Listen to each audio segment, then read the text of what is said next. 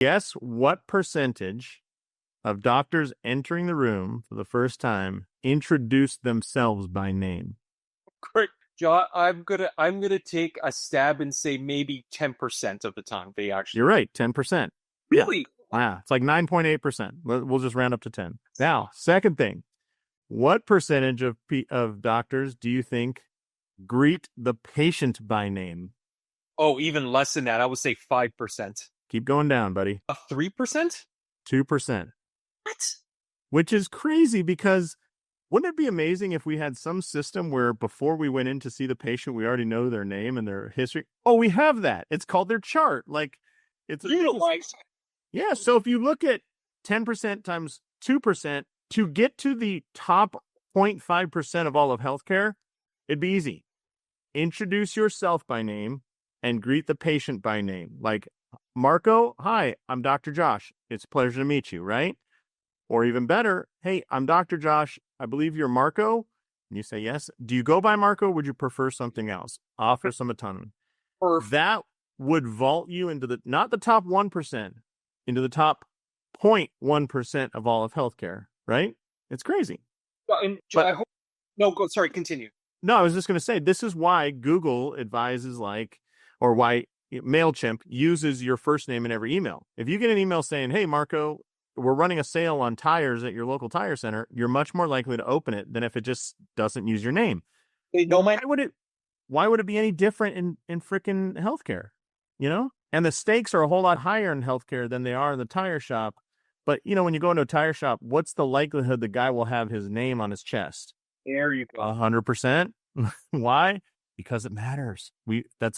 So in our patch system, that's a C for communication basic. But yeah, use their name, eye contact, shake their hand. This is not crazy stuff. Yeah, and bear with me on this. And this was one of my mentors. He was the first chiropractor for the Toronto Argonauts, first chiro, I believe, at the Cleveland Clinic. Great guy. And he would always tell me, don't be a schlep doc. Always humility, share your wisdom, and just things of that where you just say hi, eye contact, reach your patient. Sherlock Holmes. I got into Sherlock Holmes stories a few years ago. Myself and my colleague would read up to the point where Sherlock would unravel it, and we would have these debates to try to figure it out, almost solving them a couple of times. But what got me was everyone was always so impressed. Oh, Sherlock, how can you see this? How did you solve this? Sherlock would always say, and I'm paraphrasing, I don't have any special powers. It's just the power of observation. He just served. When you go in there, say hi to someone, see how they're standing, eye contact, listen. People, and I'm sure you get this too, Josh. You're an amazing practitioner. Like, how do you do it? I don't, you probably, and I know you have that humility. You just, hey, I'm not doing anything special. I'm just saying hi, greeting them, treat them like a human being. And that, talk about trust, that knocks down barriers. It really reaffirms that connection where, hey, it's not a degree. It's not someone else in a white coat. It's not this male who's 6 feet tall. Oh my gosh, what are they going to do to me? Hey, it's Mark. Hey, I'm Doctor. I always introduce myself as Doctor first, so they know who I am. And then right. Please call me Marco. Some people would always say, no, I prefer to call it Doctor. That's cool. You can call me whatever you want. I'm here to help, right? Whatever makes you comfortable. And that, my friend, right in those innocuous little things, whether you're doing surgery or whether you're just helping them with a stiff neck, results happen and they happen fast. Right. Yeah. Yeah. I think that it gets overlooked so often. I mean, I don't know if you've ever been a patient yourself, but like kind of the worst scenario, I wouldn't say that I have high anxiety around healthcare. Like I understand it pretty well, but I've had a situation where I do have anxiety.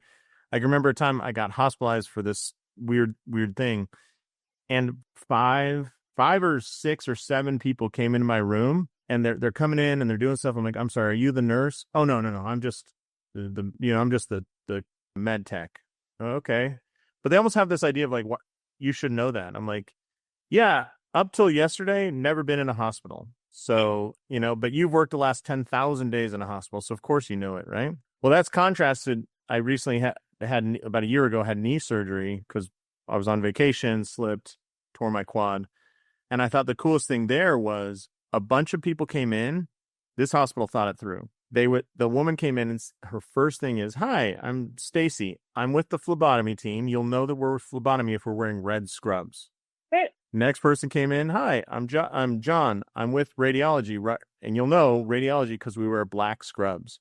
Hey, I'm with surgery. Surgery, you'll know, is always blue scrubs. Hey, I'm a nurse. You can tell by my green scrubs. So not only are they giving you their name, which was awesome, they're giving you context so that if you wake up in the middle of the night on pain meds in a dark room in a place you have never been for in your life, you open your eyes and you're like, oh my God, they're in black scrubs. That must be the angel of death. But you're like, oh no, that's radiology, right? Like, but I just thought, wow, what a contrasting version, you know? But I'm sure you've been in a situation where you go to the doctor's office, somebody walks in to take your vitals, and you're like, are you the doctor, the nurse? They're like, no, I'm just the med assistant. And you're like, how would I know that? I've never been here before. I don't know your processes. And then another person walks in, doesn't introduce themselves, and then you're like, I'm sorry, are you the doctor, the nurse? Like, oh, I'm the nurse. Okay. Are you going to be treating me today? No, Dr. So-and-so's coming in. It's like, this doesn't have to be a fight. Just tell me who you are and what the context is. Well, and how do we I mean, I don't know if they're Star Trek fans, but I mean, hey, all the red shirts are engineering, right? So, sorry, all the blue shirts are medical, right? Like, this is like Star Trek has it down. Like, why the heck can't we? And you're right, that is really how they did that in that hospital. Brilliant. Yeah, I was amazed. Yeah. And it just removed a huge amount of anxiety, you know? Thanks for tuning in to this episode of Trust Driven Insights, brought to you by TrustDrivenCare. Imagine a world where all your patient communication is in one place, seamless, effortless, and on autopilot. That's the power of Trust-Driven Care. If you're ready to streamline your practice, check out TrustDrivenCare.com and see what's possible. Trust-Driven Insights. Real conversations. Smarter care. Stronger business.